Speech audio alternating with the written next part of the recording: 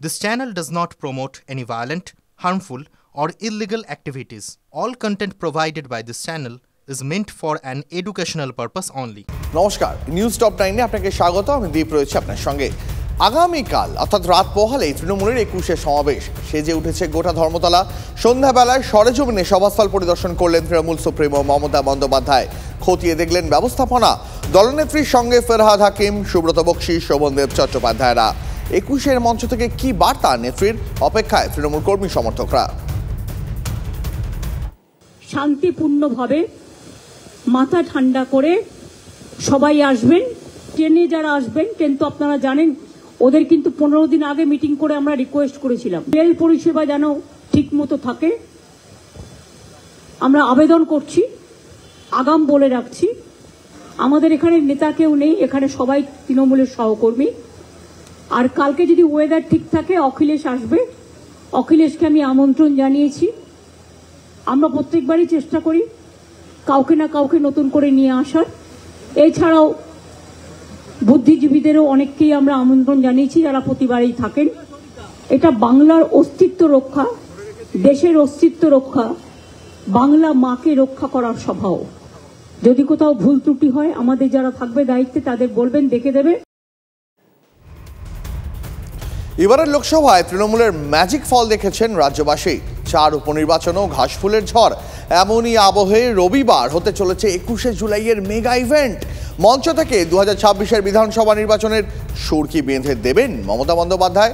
দলের ভাবমূর্তি ফেরাতে কোনো ফোকাল টনিক বা জাতীয় রাজনীতিতে বিরোধী রণকৌশলের দিক নির্দেশ। তৃণমূল সুপ্রিমোর বার্তার দিকে তাকিয়ে শাসক বিরোধী দুপক্ষই। এই সেই 21 জুলাই যেখানে তৃণমূল কংগ্রেসের সারা বছরের কর্মসূচি বা বলা যায় রাজনৈতিক দিশা দেন মমতা বন্দ্যোপাধ্যায়। খুব স্বাভাবিকভাবেই এই কর্মসূচিকে সামনে রেখে একটা আবেগ কাজ করে তৃণমূল কর্মীদের মধ্যে। বাম সরকারকে উৎখাত করতে ডাক দিয়েছিলেন মমতা বন্দ্যোপাধ্যায় এই 21 জুলাইয়ের মঞ্চে, কিন্তু দীর্ঘ সময়ের ব্যবধানে বিভিন্ন সময় স্লোগান বদল হয়েছে। 2011 সালের পর এই 21 জুলাইয়ের মঞ্চই কার্যত হয়ে দাঁড়িয়েছিল বিজয় উৎসবের মঞ্চ। পরবর্তীকালে 2014-তে দিল্লি চলোর ডাক দেন মমতা বন্দ্যোপাধ্যায়। 2019-এ বিজেপি হটাও এই ডাক শোনা যায় মমতা বন্দ্যোপাধ্যায়ের কণ্ঠে। সদ্য সমাপ্ত লোকসভা নির্বাচনের পর দিল্লিতে এখনও নরেন্দ্র মোদীর সরকারই আছে, তবে বিপক্ষে শক্তিশালী জোট ইন্ডিয়া। আর এবার জোট ইন্ডিয়ার তরফে অখিলেশ যাদবও আসছেন এই 21 জুলাইয়ের মঞ্চে। খুব স্বাভাবিকভাবে আগামী দিল্লির রাজনীতি নিয়ে মোদী সরকারের বিরুদ্ধে মমতা বন্দ্যোপাধ্যায় কি জেহাদ ঘোষণা করেন সেদিকে তাকিয়ে যেমন আছে রাজনৈতিক মহল, পাশাপাশি অনেকেই মনে করছেন এই মঞ্চ থেকেই আগামী 26 সালের বিধানসভা নির্বাচনের প্রস্তুতির ডাক দিতে পারেন তৃণমূল সুপ্রিমো। ক্যামেরায় বিনোদের সঙ্গে সৌরভ গুহ, TV9 বাংলা, কলকাতা। কাল ধর্মতলায় 21-এর সভা, তার আগে দূর দূরান্ত থেকে এসেছেন তৃণমূল কর্মীরা। বাঁকুড়া ও পুরুলিয়া থেকে আসা কর্মীরা রয়েছেন ক্ষুদিরাম অনুশীলন কেন্দ্রে। তাদের জন্য থাকা খাওয়ার ব্যবস্থা করা হয়েছে। মেনুতে রয়েছে ডাল, ভাত, আলু পটলের তরকারি, ডিমের তরকারি। বিধানসভা ভোটের আগে মমতা বন্দ্যোপাধ্যায়ের বার্তার অপেক্ষায় তৃণমূল কর্মীরা। ধর্মতলায় 21-এর সভা, তার আগে দূর দূরান্ত থেকে প্রচুর মানুষ চলে এসছেন বিভিন্ন জায়গায়। ক্ষুদিরাম অনুশীলন কেন্দ্রে দেখা যাচ্ছে বাঁকুড়া ও পুরুলিয়া থেকে বেশ কিছু তৃণমূল সমর্থক তারা এসছেন। একদিকে তারা যেমন থাকছেন, অন্যদিকে খাওয়া দাওয়ার ব্যবস্থা বলতে একদিকে ভাত, ডাল, আলুর তরকারি ও ডিমের তরকারির ব্যবস্থা করা হয়েছে। 21,000-এর আমাদের টার্গেট দিয়েছিল, তো অতটা না হলেও 15-16 হাজারের মতন হয়েছে। কি খাবার? এই তো ভাত আছে, ডাল আছে, আলু পটলের তরকারি আছে, ডিম আছে। দিদির যেসব বার্তা দেবো সেই বার্তা আমরা নিয়ে গিয়ে নিজের জেলায় আমরা সেটা প্রচার করব। আমরা দিদির বার্তায় শুনতে চাইছি। আমরা 26-এর জন্য প্রস্তুতি আমরা অবশ্যই এসেছি। আমরা 26-এ বিধানসভায় আমরাকে পুরুলিয়ায় 9টা সিটে আমরা দিদিকে উপহার দিতে চাইছি। দাদার বার্তা শুনতে এসেছি। আগামী দিনে আমরা কিভাবে বিধানসভায় লড়াই করব সেই আবেগকে নিয়ে গিয়ে আমরা জেলায় সেটা আমরা জনসাধারণের মাধ্যমে প্রচার করব। লোকসভা ভোট কাটিয়ে বিধানসভা ভোটের আগে নেত্রী কি বার্তা দেন সেদিকেই তাকিয়ে তৃণমূল সমর্থকরা। ক্যামেরায় অমিতের সঙ্গে সুশোভন, TV9 বাংলা। রাত পোহালেই তৃণমূলের 21-এর সমাবেশ। ইতিমধ্যেই মালদা মুর্শিদাবাদ থেকে গীতাঞ্জলি স্টেডিয়ামে এসে পৌঁছেছেন দলীয় কর্মী সমর্থকরা। মুখ্যমন্ত্রী মমতা বন্দ্যোপাধ্যায় ও অভিষেক বন্দ্যোপাধ্যায়ের বড় বড় কাটআউটে সেজে উঠেছে গীতাঞ্জলি স্টেডিয়াম। গীতাঞ্জলি স্টেডিয়াম ভরে উঠেছে অভিষেক বন্দ্যোপাধ্যায়ের কাটআউটে। মমতা বন্দ্যোপাধ্যায়ের পাশাপাশি অভিষেক বন্দ্যোপাধ্যায়ের বিভিন্ন কাটআউটে গোটা স্টেডিয়ামটি ভরিয়ে তোলা হয়েছে। 108 নম্বর ওয়ার্ডের তৃণমূল কাউন্সিলর তথা 12 নম্বর বোরো চেয়ারম্যান সুশান্ত ঘোষের তদারকিতে গোটা গীতাঞ্জলি স্টেডিয়ামে মূলত মালদহ এবং মুর্শিদাবাদ থেকে মানুষজন এসে থাকছেন। রাত কাটিয়ে তারা 21শে জুলাইয়ে মঞ্চের সামনে ভিড় করবেন। তবে যেভাবে এই স্টেডিয়ামটিকে অভিষেক বন্দ্যোপাধ্যায়ের কাটআউট এবং ছবিতে ভরিয়ে তোলা হয়েছে তা যথেষ্ট ইঙ্গিতপূর্ণ। বার্তা কিছু না, আমি গত 6-7 বছর ধরে এখানে এই কাজটা করছি এবং প্রত্যেক বছরই তো আমি একই রকমভাবে কাজ করি। আমার দলের মমতা দিতে আমার মাথার মধ্যে, হৃদয়ের মধ্যে, এবং অভিষেক বন্দ্যোপাধ্যায় আমাদের দলের সর্বভারতীয় সম্পাদক, তাই দুজনের ছবি প্রত্যেকবারের মতোই বড় আমরা ইউজ করেছি। না, বিভাজনের কোনো ব্যাপার নেই, এটা তো বিরোধীদের একটা অপপ্রচার চলছে। আমাদের দল মমতা বন্দ্যোপাধ্যায় শুরু, মমতা বন্দ্যোপাধ্যায় শেষ। মমতা বন্দ্যোপাধ্যায়ের নেতৃত্বে, অভিষেক বন্দ্যোপাধ্যায়ের সেনাপতিত্বে আমরা লড়াই করছি এবং আগামী দিনেও লড়ব। গোটা যে করিডোরটা রয়েছে সেখানে অভিষেক বন্দ্যোপাধ্যায়ের পাশাপাশি মমতা বন্দ্যোপাধ্যায় দুজনেরই কাটআউট দিয়ে ভরিয়ে তোলা হয়েছে, যাতে ঐক্য রয়েছে দল এবং এই ঐক্যতার সঙ্গেই দল আগামী দিন এগিয়ে যাবে, এই বার্তাই দেওয়া যায়। ক্যামেরায় গৌরবের সঙ্গে সায়ন্ত ভট্টাচার্য, TV9 বাংলা, কলকাতা। 21শে জুলাইয়ের সমাবেশে যোগ দিতে উত্তরবঙ্গের বিভিন্ন জেলা থেকে শহরে পৌঁছেছেন তৃণমূল কর্মী সমর্থকরা।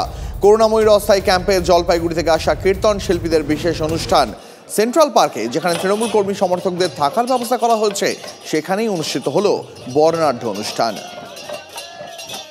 উত্তরবঙ্গের জলপাইগুড়ি জেলা থেকে যারা আসা মানুষজন তারা একটি বিশেষ কীর্তনের মাধ্যমে উদযাপন করছেন। যারা উদযাপন করছেন সরাসরি তার সঙ্গে একটু কথা বলার চেষ্টা করব যে আপনি যে এটা দেখাচ্ছেন এটা কি বলা হয়? এটাকে শ্রীখোলার বাজনা বলা হয়। আমি অ্যাকচুয়ালি দিদি, আমিও ভালোবাসি দিদিকে, এই জন্য আমি একটু হাত বাড়িয়ে দিয়েছি দিদির এখানে। জলপাইগুড়ি জেলা ক্রান্তি ব্লকে একাডেমি এটা ঢোল এখানে শেখানো হয় বাচ্চাদের। এরা এইবার 21শে জুলাই আমাদের শহীদ দিবসে যেমন আমরা প্রত্যেকবার আসি, এইবার আসার জন্য আমাদের কাছে এরা বলে যে আমরাও এই 21শে জুলাই সমাবেশে যোগদান দিতে হবে।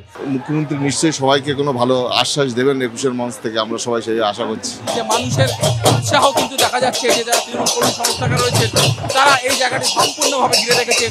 এই বিশেষ ধরনের যে অনুষ্ঠান সেটা তারা দেখছে। কেবল মাখন পত্র সঙ্গে যায় পাল, TV9 বাংলা, বিধাননগর। আসি পরের খবরে। সংরক্ষণ বিরোধী আন্দোলনে গত কয়েকদিন ধরেই অগ্নিগর্ভ হয়ে উঠেছিল বাংলাদেশ। কারফিউ জারি হওয়ার পর পরিস্থিতি এখন থমথমে। এই পরিস্থিতিতে বাংলাদেশ ছাড়তে শুরু করেছেন ভারতীয়রা। শনিবার সড়ক পথে এবং বিমানে দেশে ফিরলেন প্রায় 1000 পড়ুয়া। অন্যদিকে অনুপ্রবেশ রুখতে কড়া নজরদারি চালাচ্ছে BSF। কেউ পড়তে গিয়েছিলেন বাংলাদেশে, কেউ ভারতে এসেছিলেন চিকিৎসা করাতে। দুদলই তড়িঘড়ি ফিরতে চাইছেন বাড়ি। আমি দেখাবো ফুলবাড়ির বাংলাদেশ সীমান্ত। সেই সীমান্ত দিয়েও কিন্তু বেশ কিছু মানুষ ফিরে আসছেন প্রতিদিন। গতকালকের পর আজকেও এই এলাকা দিয়ে অন্তত 19 থেকে 20 জনের ভারতীয় বাসিন্দা যারা তারা এই সীমান্ত দিয়ে ফিরেছেন। প্রচণ্ড পরিমাণ ভোগান্তির উপর দিয়ে আসতে হচ্ছে। কিরকম? কারণ হচ্ছে কোনো গাড়ি ঘোড়া চলতেছে না, আমাদের টোটো করে আসতে হচ্ছে, যেখানে মনে করেন ভাড়ার একটা বিষয় আছে, প্লাস হচ্ছে যে অটোগুলো আসতেছে নির্দিষ্ট একটা জায়গায় আসার পর আর বলতেছে যে এদিক দিয়ে যাব না। তখন আমরা যে যখন মানে মোড়গুলো পার হচ্ছি, অনেকটা একটা আতঙ্ক তো নিজেদের মধ্যে ঝামেলা চলছে, আতঙ্ক। আমরা আসছি এখানে চিকিৎসা করার জন্য, আর এখানে আসে চিন্তিত এইটাই যে বাড়িতে বাচ্চা রাখে আসছি, কি হচ্ছে সেটা দেখতে পাচ্ছি। তো এই আতঙ্ক নিয়ে তো আসলে ওখানে বসবাস করা খুব। নদিয়ার গেদে সীমান্ত দিয়েও বেশ কয়েকজন ভারতীয় পড়ুয়া এদেশে ফিরে এসছেন। হস্টেলের সামনে একদম ফায়ারিং হচ্ছিল, তো তারপরে আবার 8:30 দিকে সিএনজি করে আমরা আবার গেলাম বাস স্ট্যান্ড অব্দি, দিয়ে ওখানে 11টার দিকে বাস ছেড়েছে। আর অসুবিধা হয়নি আমাদের তেমন কিছু। বাস থেকে সোজা আমরা এই দর্শনে ফায়ারিং হচ্ছে, ওখানে আগুন লাগাচ্ছে, ফায়ারিং হচ্ছে, স্টুডেন্টসরা মারপিট করছে, পুলিশরাও ফায়ারিং করছে স্টুডেন্ট মধ্যে। এটা একদম ভালো সিচুয়েশন। আমরা হোস্টেল থেকে বেরোতে পারছি না। কীভাবে এলেন? আমরা বাস থেকে এসেছি, আমরা তো লাকি ছিলাম যে বাস থেকে আসতে পারলাম। শনিবার পেট্রাপোল সীমান্ত দিয়েও বেশ কিছু পড়ুয়া ভারতে ফিরেছেন। তাদের চোখে মুখে আতঙ্কের ছাপ স্পষ্ট। বাংলাদেশ অবস্থা খুব খারাপ, কোনো গাড়ি বাস কিচ্ছু চলছে না। সে আমি লোকের বাইকে করে করে আমার আসতে হলো। হেঁটে হেঁটে এয়ারপোর্টে গেলাম 4 কিলোমিটার রাস্তা ছিল এয়ারপোর্টে। পুরো রাস্তায় গন্ডগোল, মারামারি এবং গুলি চলছিল। হেলিকপ্টার দিয়ে উপরে জল দিচ্ছিল, যেখানে আগুন লেগে গেছে, এবং হেলিকপ্টার থেকে র্যাবের হেলিকপ্টার থেকে গুলিও চালাচ্ছে। বাংলাদেশে অশান্তির প্রভাব পড়েছে পেট্রাপোল সীমান্তেও, বন্ধ রয়েছে রপ্তানি। আমরা এক্সপোর্টও করছিলাম হালকা টেনশনের মধ্যে দিয়ে, তো গত বৃহস্পতিবারেও স্বাভাবিক হয়েছে, কিন্তু আজকে সকালবেলা করতে গিয়ে আমরা বাংলাদেশ থেকে একটু সমস্যার কথা বলতে পারলাম। যে যোগাযোগ করছিলাম বানাপোলের লোকেদের সঙ্গে, যে গাড়ি নেওয়া দেওয়া, ওরা গাড়ি দিলে আমাদের বলে হোয়াটসঅ্যাপে মেসেজ পাঠায়, তো সেটা বন্ধ হয়ে গেছে। তা ওটাই থেকে আমাদের একটু আতঙ্ক তৈরি হয়েছে যে আমরা কি করব। বাংলাদেশে 15,000-এরও বেশি ভারতীয় রয়েছেন, তাদের মধ্যে পড়ুয়ার সংখ্যা প্রায় 8,500। এরই মধ্যে সড়ক ও বিমান পথে দেশে ফিরেছেন প্রায় 1000 খানেক পড়ুয়া।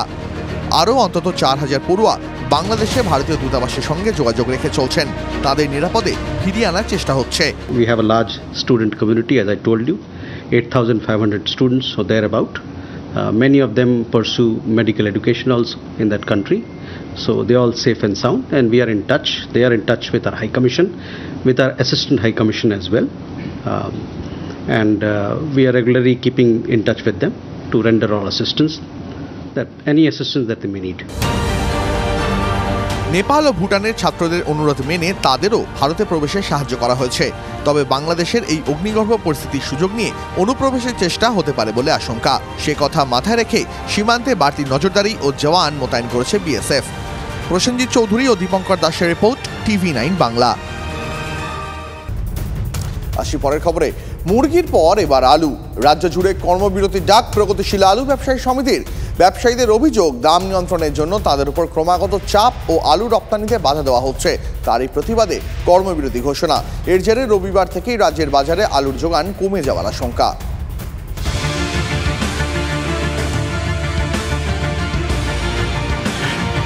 দিন দশেক আগে খোলা বাজারে আলু পেঁয়াজের দাম বৃদ্ধি নিয়ে উদ্বেগ প্রকাশ করেছিলেন মুখ্যমন্ত্রী। দাম নিয়ন্ত্রণে কিছু গাইডলাইনও তৈরি করে দেন তিনি। 25% রেখে দিয়ে বাকি আলু হিমঘর থেকে বের করার কথা বলেছিলেন। একই সঙ্গে নির্দেশ দিয়েছিলেন রাজ্যের চাহিদা পূরণ ও দাম নিয়ন্ত্রণ না হওয়া পর্যন্ত ভিন রাজ্যে আলু রপ্তানি চলবে না। এই আলুটা বাইরে বিক্রি করে দেওয়া হচ্ছে তো, রাজ্যের বাইরে দাঁড়ান, বর্ডার চেকিং হবে। আমার রাজ্যে আগে আমার চাহিদা মিটবে, তারপরে বাইরে আমি মেটেরিয়াল পাঠাবো। মুখ্যমন্ত্রীর নির্দেশের পরেই অ্যাকশনে নামে পুলিশ। আন্তঃরাজ্য সীমানায় বিভিন্ন চেকপোস্টে আটকে দেওয়া হয় আলু বোঝাই গাড়ি। এতেই ব্যবসার ক্ষতি হচ্ছে, এই অভিযোগ তুলে রাজ্য জুড়ে এবার কর্মবিরতির ডাক দিল প্রগতিশীল আলু ব্যবসায়ী সমিতি। শনিবার বাঁকুড়া জয়পুরে এক বৈঠকের পর সিদ্ধান্তের কথা জানান সমিতির কর্তারা। সমিতির অভিযোগ, আলুর দাম কমাতে ক্রমাগত তাদের ওপর চাপ দিচ্ছে সরকার। বর্ডারে আলুর গাড়ি ভিন রাজ্যে যেতে দেওয়া হচ্ছে না, আর ভিন রাজ্যে না গেলে আমাদের যে ভিন রাজ্যে লক্ষ লক্ষ কোটি কোটি টাকা পড়ে আছে সেগুলো অনাদায়ী হয়ে যাবে, এবং বাংলার আলু ভিন রাজ্যে না গেলে আলুটা শেষও হবে। আমাদের গাড়িগুলো সরকারি লিখিত অর্ডার না থাকা সত্ত্বেও বর্ডারে আটকে রেখেছে। কে আটকেছে, পুলিশ বা কে, আমরা জানি না। এই জন্য আমরা আলু কর্মবিরতি আগামীকাল থেকে আলুর কর্মবিরতি পালন করতে চলেছি। ব্যবসায়ীদের বক্তব্য, হিমঘরের সামনে প্রতি কুইন্টাল আলু বিক্রি হচ্ছে 2300 টাকায়। সেই হিসেবে 1 কেজি আলুর দাম দাঁড়ায় 23 টাকা, অথচ খোলা বাজারে আলু বিক্রি হচ্ছে 35 টাকা কেজি দরে। হিমঘর থেকে বেরোনোর পর বাজারে কিভাবে আলুর দাম বেড়ে যাচ্ছে রাজ্য সরকারের তা দেখা উচিত। বাংলা বলুন, ভিন জেলাতে বলুন, সরকারি নির্দেশ মতো আমরা আলু সাপ্লাই দিয়ে গেছি।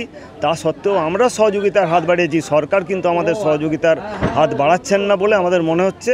এই কারণে কর্মবিরতির বাধ্যতামূলক সিদ্ধান্ত। কর্মবিরতির ফলে রবিবার থেকেই আলুর যোগানে টান পড়তে পারে বলে আশঙ্কা। তাতে কমার বদলে ফের আলুর দাম বাড়বে কিনা সেই প্রশ্নও উঠছে। বাঁকুড়া থেকে হীরক মুখোপাধ্যায়ের রিপোর্ট, TV9 বাংলা। ক্যানিং থেকে মাকে কাশ্মীরে নিয়ে গিয়ে 50,000 টাকায় বিক্রি করে দেওয়ার মতন ভয়ঙ্কর অভিযোগ উঠল ছেলে বৌমার বিরুদ্ধে। গুণধর ছেলের নাম সাহেব শেখ, বাড়ি ক্যানিং স্টেশনের পাশে কুঁজিপাড়ায়। পুলিশ সূত্রে খবর, কয়েকদিন আগে কাজের সন্ধানে মাকে নিয়ে শ্রীনগরে যায় সাহেব ও তার স্ত্রী পিয়ালি। কাজ পছন্দ না হওয়ায় ফিরে আসার কথা বলেন সাহেবের মা। অভিযোগ এরপরে শ্রীনগরে এক ব্যক্তির কাছে মাকে বিক্রি করে দিয়ে ক্যানিং ফিরে আসে ছেলে বৌমা। ওই মহিলা অন্যের ফোন থেকে এক পরিচিতকে বিষয়টি জানান। এরপরেই এলাকার বাসিন্দারা চেপে ধরতে ঘটনার কথা স্বীকার করে সাহেব। পুলিশ তাকে এবং তার স্ত্রীকে আটক করেছে। মহিলাকে শ্রীনগর থেকে ফিরিয়ে আনতে তৎপর হচ্ছে পুলিশ। সোমবার শ্রীনগর যাচ্ছে পুলিশের একটি বিশেষ দল। রেখে দিয়েছে, এটা একদম মানে কি বলবো, মানে খুঁজলে পাওয়া যায় না। ছেলে মাকে মেরেছে এগুলো খুঁজলে পাওয়া যায়, কিন্তু বিক্রি করে দিয়েছে এটা খুব কম পাওয়া যায়। তো এখন এটা যে হলো, এটা এমনভাবে আপনারা দেখান যাতে সমাজে এই ধরনের ঘটনা না ঘটে। এই ছেলের নাম কি? ছেলের নাম সাহেব শেখ। কোথায় বিক্রি করে দিয়েছে? এটা হচ্ছে জম্বু শ্রীনগর, এখানে কাজের নামে নিয়ে গেছে এবং এখানে ওরা রেখে দিয়ে চলে এসছে এবং তার বিনিময়ে 50,000 টাকা ওরা নিয়ে পাঠিয়ে এসছে।